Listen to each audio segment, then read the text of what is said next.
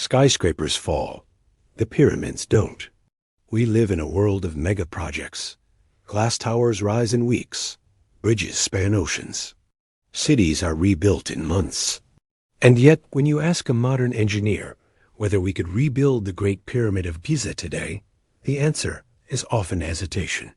Some say yes, with the right equipment and budget. Others say, not quite, not the same way, not with the same precision, not with the same purpose. Because here's the uncomfortable truth. Modern construction excels at scale, but fails at timelessness. Most of what we build today won't last a century. But the ancient world left us monuments that have survived earthquakes, wars, erosion, and even civilizations collapsing around them. The deeper question isn't can we rebuild them? It's why we struggle so much to replicate what should be simple for us now. Let's start with the obvious. The Great Pyramid of Giza, built over 4,500 years ago, estimated 2.3 million limestone blocks, each weighing between 2 and 80 tons, positioned with millimeter accuracy, no steel, no wheel, no modern survey equipment. If we wanted to recreate it today, we'd need thousands of workers, cranes capable of 100-ton loads, logistics support, and a budget in the billions. And even then, our version would likely be hollow, reinforced with steel, and constructed using modular methods. The original? Solid stone, aligned to true north with 0.05 precision. Still standing, still silent. Egyptologists offer several theories: ramp systems, sledges, water lubrication. All plausible, none proven, because no plan survived, no notes, just the result. And here's where it gets stranger. The Pantheon, the largest unreinforced concrete dome in the world, minus 43.3 meters in diameter, built nearly 2,000 years ago, still standing, still structurally sound. Modern engineers can't build a dome of that size without steel reinforcement. We've tried. They crack, they collapse, they decay. The Romans used a type of volcanic ash pozzolana mixed with lime, which increased in strength over time. Their formula wasn't documented in a reproducible way. In fact, scientists only began understanding the mechanism in the last decade. Today, we call it Roman concrete. But we still can't fully replicate it. Even the U.S. Navy studied it to see if we could use it underwater. The result? Yes, but only with laboratory support and no mass application yet. So, what does that mean? It means that when ancient builders created, they weren't simply stacking stones. They were using techniques, some intuitive, some scientific, that we no longer understand, or which have no direct modern parallel. And those are just the iconic examples. What about the buildings we don't talk about? What about the monuments carved from living stone? In southern India, there is a temple that wasn't built. It was revealed. The Kailasa temple, carved out of a single mountain, top down, stone by stone. No scaffolding, no blueprints, no fallback. It's not just a building. It's a negative sculpture, an architectural subtraction. Modern laser scanning projects estimate that over 200,000 tons of rock were removed, with no sign of waste nearby. Could we replicate that today? Technically, yes. With lasers, with heavy machinery, with simulation software. But manually? With hammers and chisels? Over decades of errorless execution? We wouldn't even attempt it. Because rebuilding ancient buildings isn't just about resources. It's about understanding, patience, vision, and maybe something else, something we've lost. Geometry without blueprints. At the top of a hill in southeastern Turkey stands one of the most mysterious structures on Earth. Göbekli Tepe, built over 11,000 years ago, 7,000 years before the pyramids. Massive T-shaped pillars, carved with intricate animal reliefs, up to 20 tons each, arranged in concentric circles. Deliberate, symbolic, heavy beyond belief. There were no wheels, no domesticated animals, no metal tools, no writing. And yet the alignment of the structures suggests astronomical awareness, sacred geometry, and ritual sequencing, as if its builders not only knew the stars, but organized stone in relation to them. We've tried reconstructing similar layouts using experimental archaeology. Modern teams with stone tools take months to carve a single pillar. Transport is nearly impossible without mechanized help.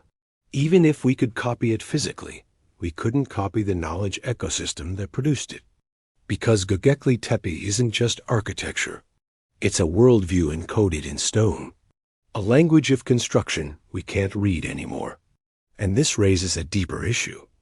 We often think we're smarter because we're later. But time doesn't always mean progress. Sometimes it means forgetting. Take the Hagia Sophia in Istanbul. Built in the 6th century, it stood as the largest enclosed space in the world for nearly 1,000 years.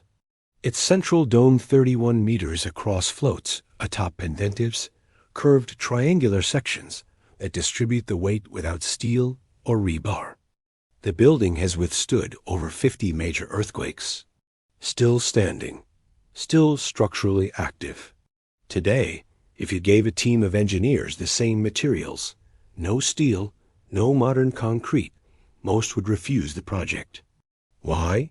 Because the tolerances are insane. Because the dome shouldn't hold. Because the techniques used are no longer taught. This isn't just about ancient people being clever.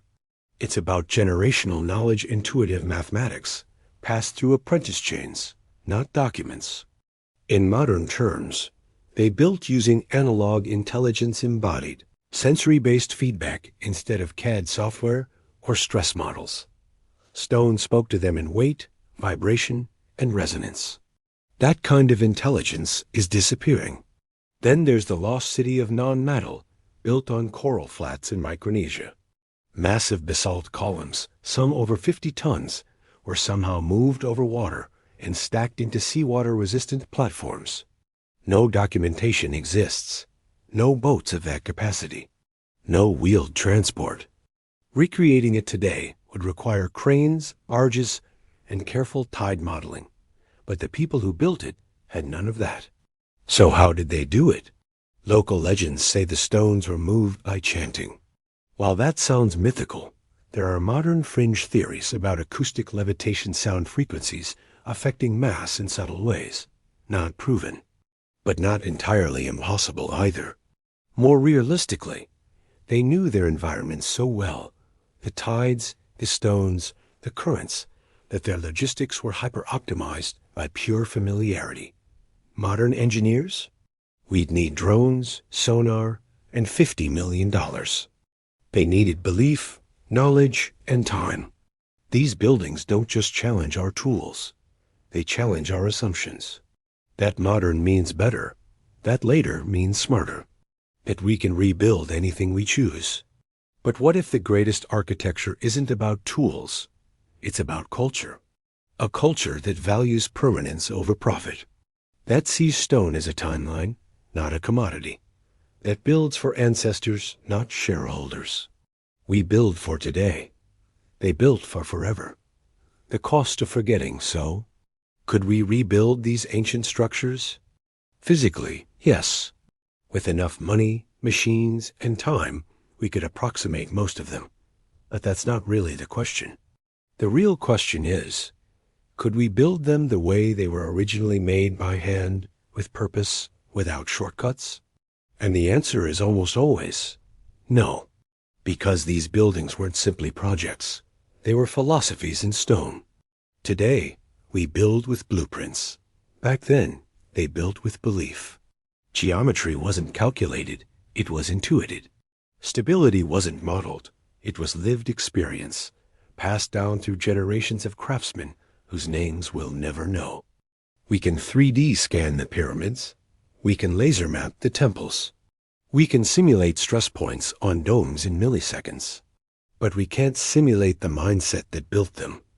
That's what we lost. And we might be paying a price for it. Take modern construction. 52% of all global building materials go to structures with a life expectancy under 100 years. The average modern bridge lasts 50 years. Most skyscrapers are designed to be replaced within a century. Compare that to the Pantheon, to the Giza Plateau, to the temples of Angkor, still standing in jungle silence. We've traded eternity for efficiency. We've outsourced resilience to software. And we've lost patience completely. Ancient builders worked for legacy, not deadlines. And that kind of thinking is incompatible with how we build today. But maybe, just maybe, that's not the end of the story. In recent years, researchers have started relearning lost techniques. Geopolymer concrete formulas based on ancient recipes. Stone cutting methods using copper and sand under high pressure. Acoustic mapping of sacred sites showing sonic optimization.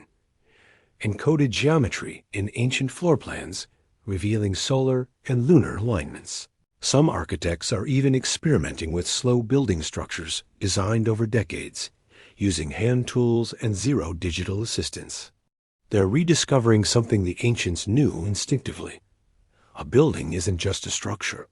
It's a message through time. So, can we rebuild ancient buildings? Maybe, but we'd need more than cranes and concrete. We'd need humility, to accept that we're not always more advanced, to admit that progress isn't linear, to realize that some of the greatest achievements in human history were made without engines, electricity, or equations. Just vision, stone, and time. Final words. If our world collapsed tomorrow, we'd leave behind ruins of metal and glass. Theirs are still here, etched in granite, whispering across millennia. And maybe that's worth remembering.